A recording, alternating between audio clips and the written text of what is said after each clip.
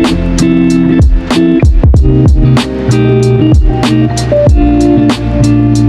Assalamualaikum warahmatullahi wabarakatuh. Perkenalkan kami dari kelompok 3 kelas 15.4.02. Di sini kami ingin membahas topik tentang CSS atau Case Scanning Style Sheet Mobile Profile.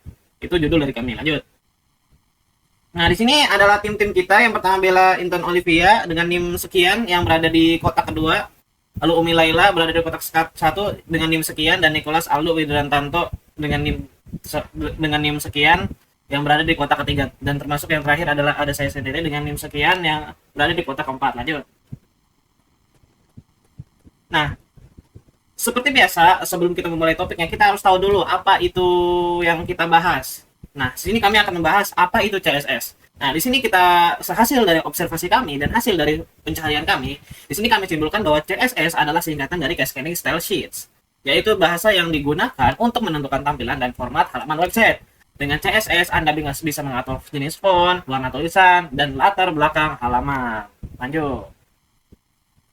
Nah, kita bingung nih. Kira-kira CSS ini dibuat buat apa nih? Buat apa kira-kira? Ini CSS buat apa sih buat dibuat? Nah, di sini kita akan menjelaskan apa sih kegunaan dari CSS tersebut. Nah, yang pertama, itu bisa mempercepat loading halaman web.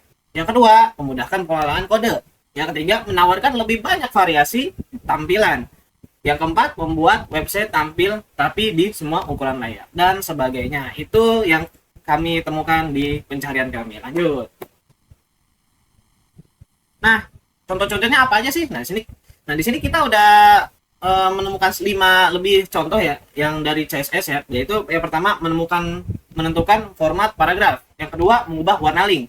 Yang ketiga, menentukan huruf kapital atau kecil. Huruf kapital atau ya huruf kecil. Keempat, membuat kotak teks. Kelima, membuat tombol link. Keenam, meng-highlight baris dalam tabel. Selanjutnya, ada jenis-jenis CSS. Internal CSS dituliskan di dalam tag style pada dokumen HTML dan berlaku hanya untuk halaman web tertentu. External CSS dituliskan di dalam file CSS terpisah yang dihubungkan dengan halaman web menggunakan link, dapat digunakan untuk mengatur tampilan berbeda pada beberapa halaman. Selanjutnya, inline CSS dituliskan langsung di dalam tag HTML menggunakan atribut style. Berlaku hanya untuk elemen HTML yang bersangkutan. Baik, selanjutnya akan dilanjutkan oleh Aldo. Di sini saya akan menjelaskan cara kerja CSS. CSS bekerja ketika browser membuat halaman website untuk menerapkan pengaturan tampilan HTML yang telah ditentukan dengan kode CSS. Prosesnya meliputi beberapa langkah. Mulanya, browser akan memuat file HTML dan CSS jika kodenya ditulis sebagai external CSS. Kemudian, browser mengubah keduanya menjadi dokumen objek model atau DOM. Ini adalah komponen yang mewakili file HTML dan CSS dalam memori perangkat pengunjung website. Kemudian, setelah HTML dan CSS diubah menjadi DOM, browser akan melakukan rendering, proses di mana browser menerapkan pengaturan di kode CSS pada elemen-elemen HTML. Hasilnya adalah halaman website yang ditampilkan di layar perangkat Anda. Di sebelah kanan ada contoh gambarnya, yaitu dari load HTML, kemudian disalurkan ke pers HTML. Selanjutnya, diteruskan ke create DOM tree, dan berakhir pada display.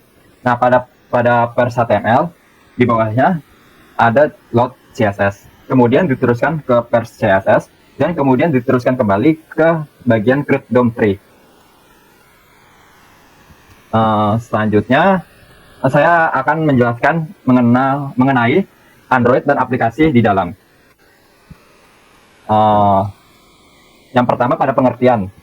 Bisnis online merupakan sebuah gebrakan baru bagi kemajuan teknologi dan globalisasi yang memberikan lebih banyak peluang terbuka bagi masyarakat dan sudah tidak bisa dipandang sebelah mata.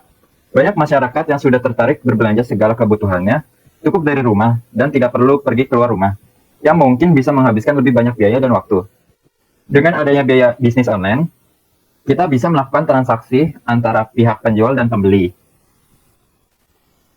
Selanjutnya, Android sebagai salah satu sistem operasi ponsel pintar memang sangat tepat untuk menjalankan bisnis ini dengan berbagai aplikasi yang beragam.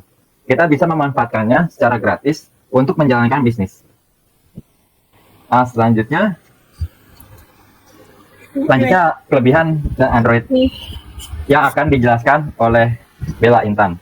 Di sini ada kelebihan Android yang A, ada unsur friendly, dalam arti kan Android sangat mudah dioperasikan. Yang B, ada open source karena Android dibangun di atas kernel Linux, maka siapapun dapat mengembangkan dan memodifikasi Android tanpa harus membayar. Yang C ada merakyat. Sistem operasi ini sangat cocok untuk berbagai kalangan dari kelas bawah sampai kelas atas. Sangat banyak yang menggunakan Android. Yang D ada dukungan berbagai aplikasi. Android didukung oleh ribuan bahkan jutaan aplikasi yang tersedia untuk menunjang kinerja Android. Next. Di sini ada kelebihan Android yang A tingkat keamanan cukup rendah akibat dari sifat open source. Meski begitu, Android mengklaim bahwa software akan mendapatkan update keamanan secara rutin. Yang B, belum dilengkapi antivirus sehingga bahwa perlu menginstal antivirus tambahan. Yang C, aplikasi yang selalu beroperasi lancar. Terkadang aplikasi menutup sendiri karena rusak atau sulit digunakan karena tidak ada update baru pengembangan. Next.